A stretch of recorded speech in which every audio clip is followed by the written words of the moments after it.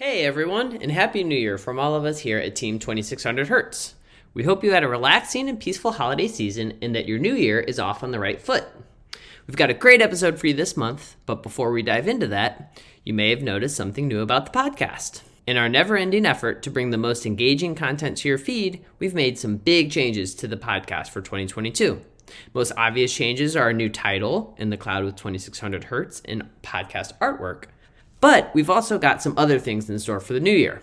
We'll be switching up the format a little bit. Don't worry, my chats with Elisa will still be here, but we'll be rounding out the podcast with interviews of industry leaders, analysts, as well as some members of Team 2600Hz in our partner community. So you'll be getting the best info for all things cloud comms and 2600Hz. Please subscribe and share this episode. And now, without further ado, here's my chat with Mike Tessler, the co-founder and CEO of BroadWorks.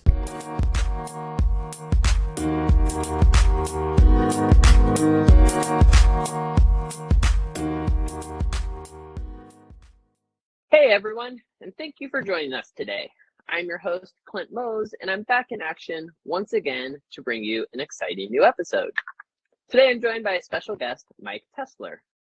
Mike was the co-founder and CEO of BroadSoft from its early startup days to what we know the company as now, a global leader in cloud communications that really created and shaped the UCaaS industry.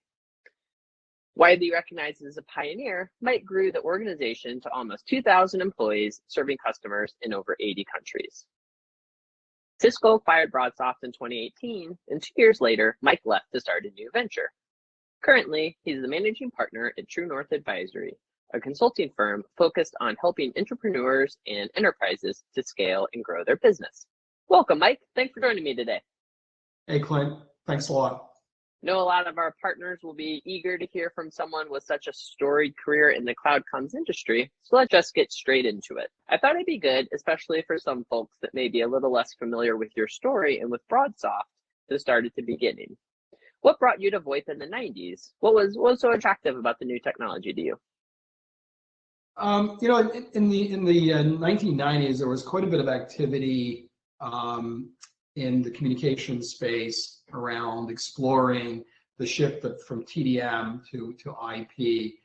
And a lot of that was focused and centered around this idea of kind of reducing the cost of international toll and transit.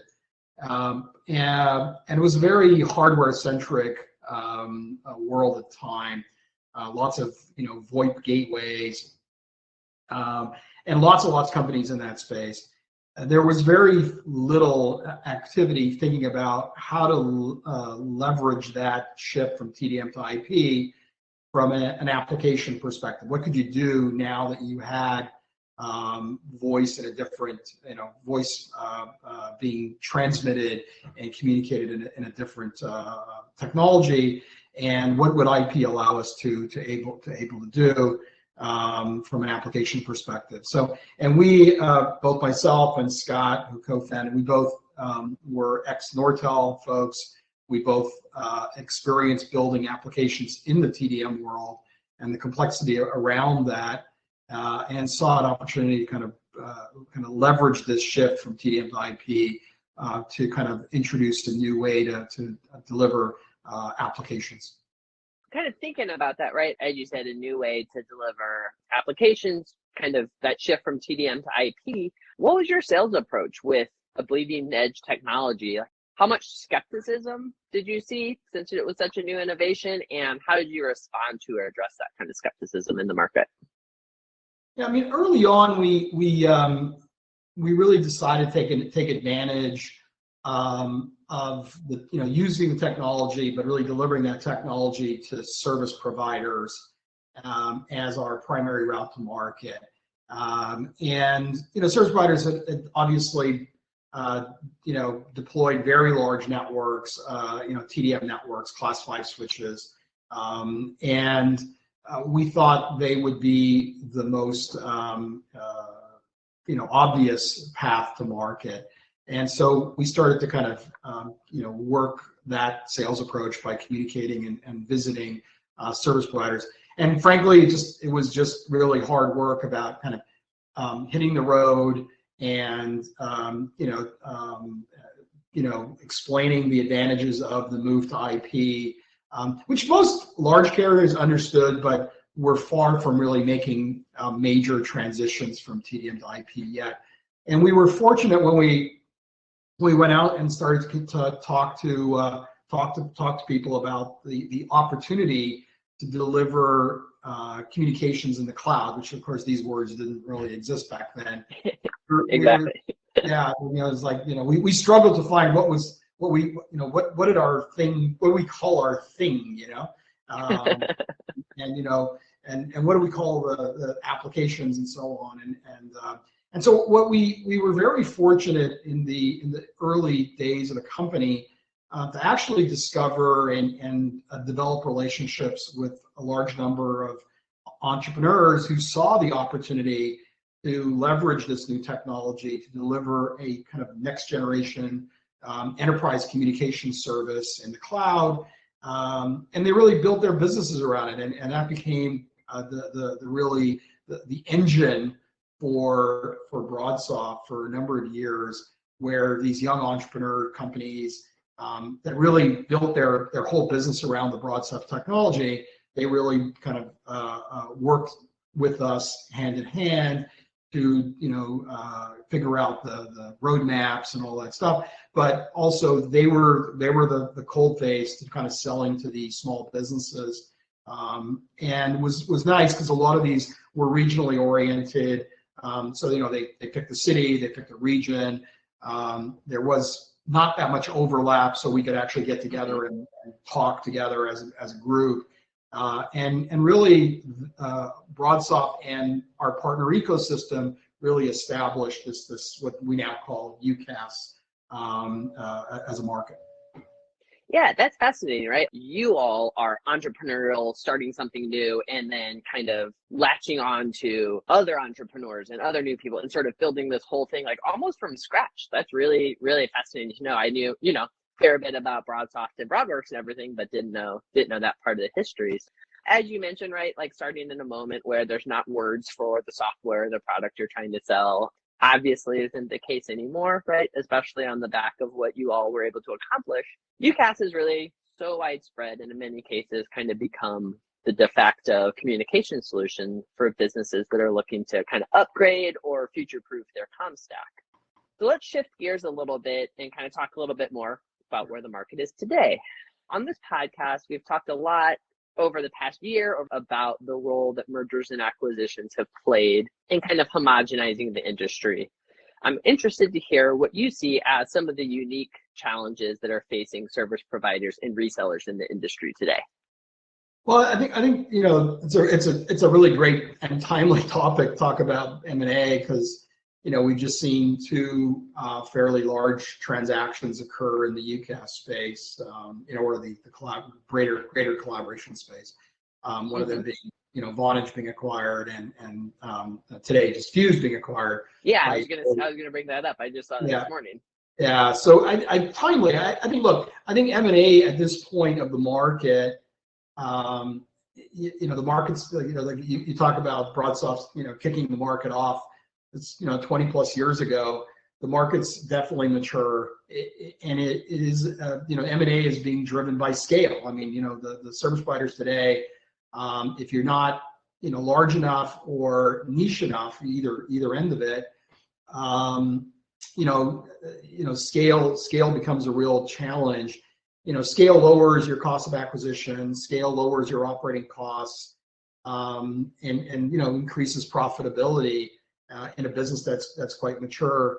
And so I think the M&A activity you'll see in the UCaaS market will continue to be about scale. Just how do I get bigger? How do I reduce cost? How do I serve my customers better?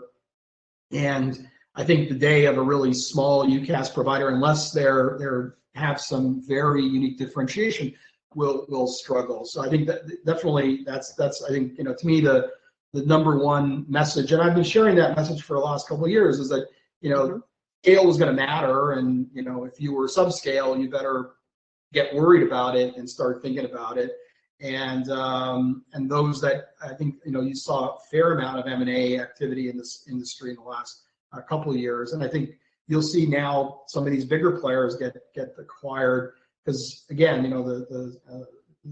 the scale factor is even bigger now. So yeah, right. Especially with everybody now needing to work remotely, balance a hybrid office with an in-person office, all that stuff. All of these things rise to the surface even more so than they already were, right?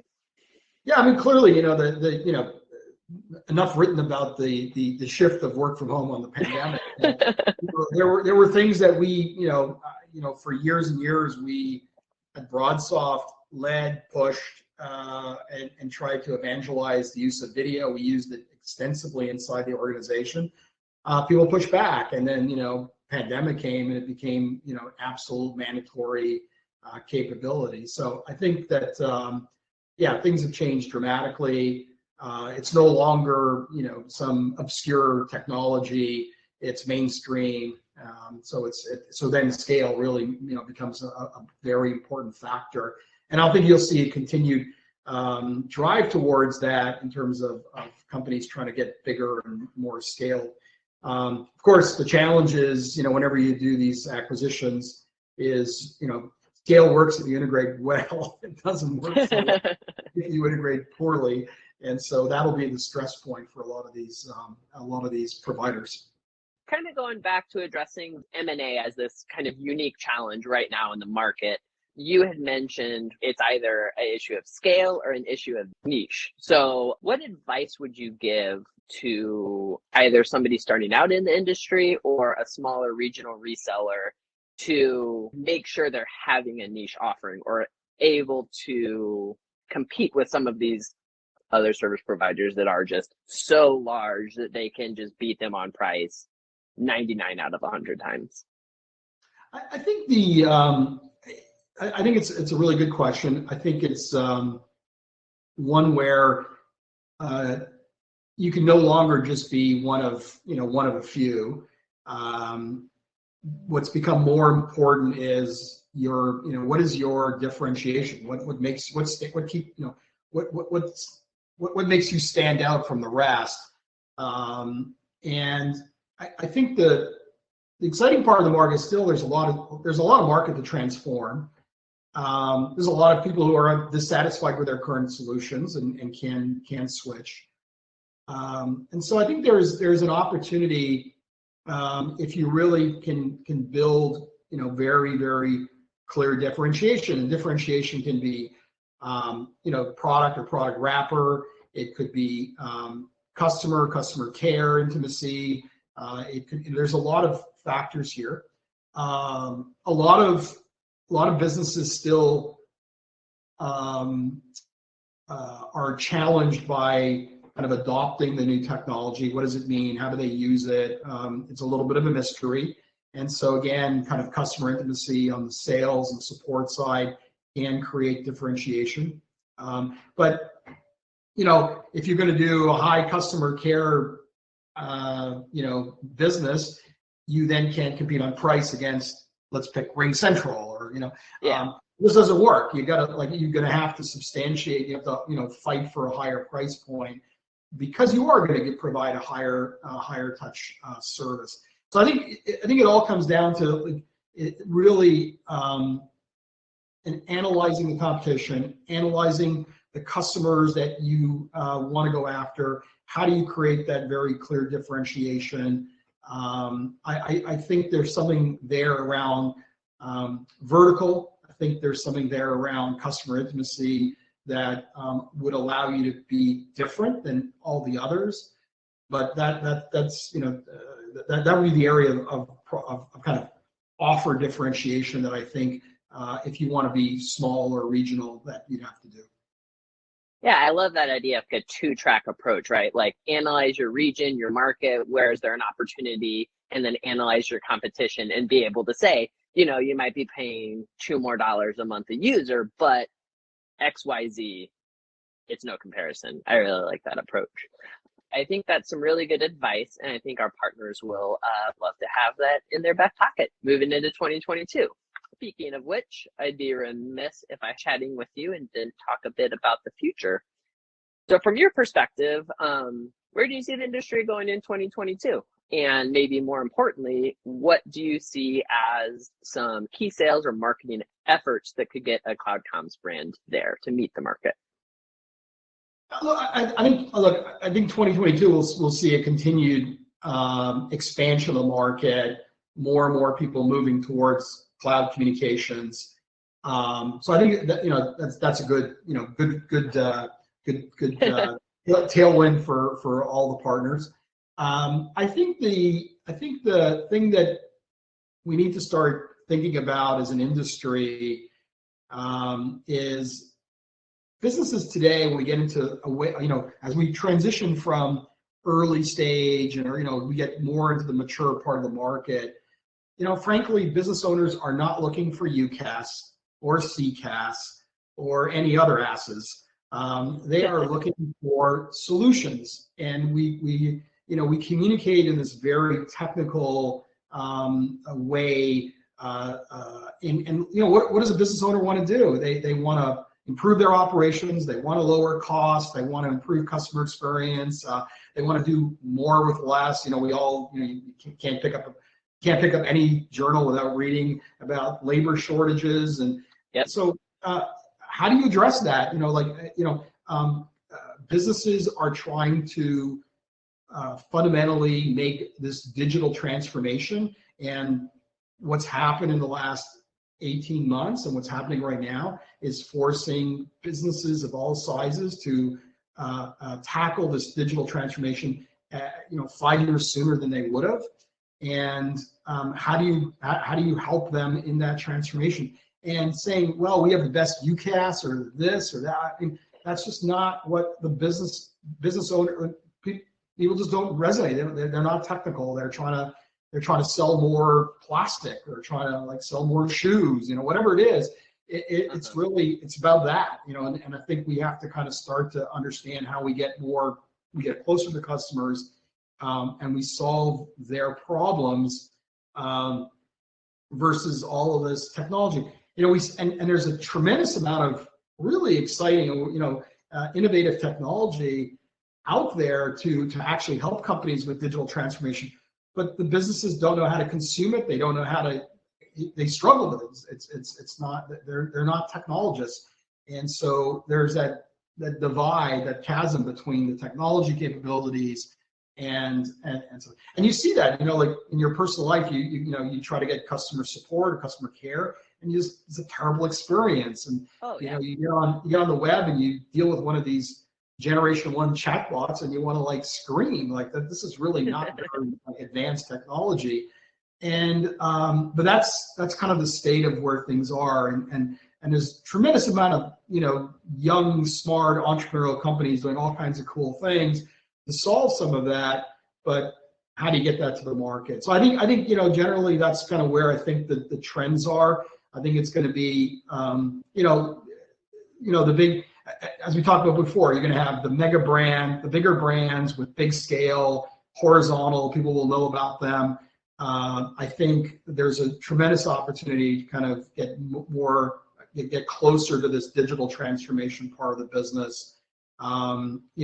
People don't want to make phone calls, they want to run their business. People need to remember that. The goal is not to make a phone call. The goal is to run whatever that business is. I'm a lawyer, I'm an accountant, I'm selling shoes, whatever that is, that's my business. And how does the communications components help me achieve that goal versus the technology being at the forefront? So trying to turn that whole thing around and how to and think about that. So I think that, to me, that's both a trend and an opportunity for the industry to kind of think through and get away from being too UCaaS, CCaaS, CPaaS, etc. I totally agree. As somebody who's just averse to jargon in every walk of my life, it's enough with the acronyms. We need to talk like people to people. So kind of speaking of that, I'm really interested to kind of hear a little bit more about what the post-Cisco phase has been all about for you. So it's kind of a way to cap things off. what led you to start True North, and what are you up to over there these days? Yeah, so when I left, I mean, it was a fortunate set of circumstances. I left Cisco on March 1st, 2020, and faced the world's lockdown.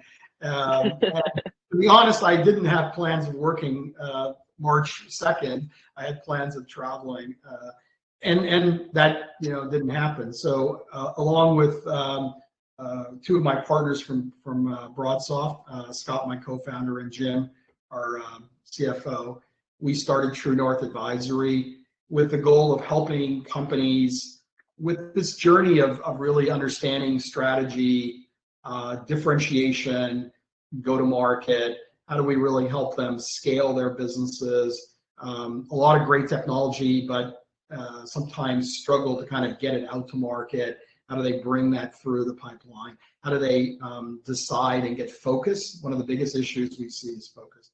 We were very fortunate last summer to have two good friends join us. So Andy Miller, who was the CEO of Polycom and Tandberg, and worked with us at BroadSoft near kind of driving our contact center acquisition. And Dina DePalma is also a good long friend who was one of the co-founders at Acme, and close partner to BroadSoft for a number of years. And he joined the last couple of years to run sales for me at BroadSoft. And so we're now 5 partners, and we're engaged with clients, helping them through those transitions, whether they're small or larger companies trying to figure out kind of revisiting strategy. That's kind of what we do. We typically work on a longer range basis. We like to stay involved and get involved, and that's kind of our business model. And we have been narrowing our focus ourselves, differentiation, and creating a niche for ourselves around this whole customer experience area and digital transformation of businesses. We think there's a tremendous opportunity there. There's a tremendous amount of really exciting new technologies that are emerging. Lots of great entrepreneurs in the space, and so we're trying to really devote ourselves in that part of the industry right now. And so that's kind of what we would do. So we've got a dozen or so clients where we're working them pretty closely, helping them on strategy, messaging, and most importantly, go-to-market strategies. Well, that's great. I love that idea of not just kind of like parachuting in and out and saying like, boom, bam, here's your PowerPoint template, we're out. I love that idea of very clearly building out the scaffolding of how to actually like sustainably grow. And also happy to hear that you're hopefully helping people not go to their customers and talk about UCaaS, but actually talk about, what it's going to do for them and how it's going to help their business. So great. Well, Mike, thanks so much. It really was a pleasure having you on the podcast today. I really appreciate your time. It was a pleasure, Clint. Have a great day. Thanks. Well, if you'd like to learn more about Mike and True North, be sure to give them a follow on LinkedIn and Twitter, where you'll find a ton of great thought leadership that they keep producing. For our listeners, thanks so much for tuning in. Be sure to like this episode and subscribe wherever you're listening.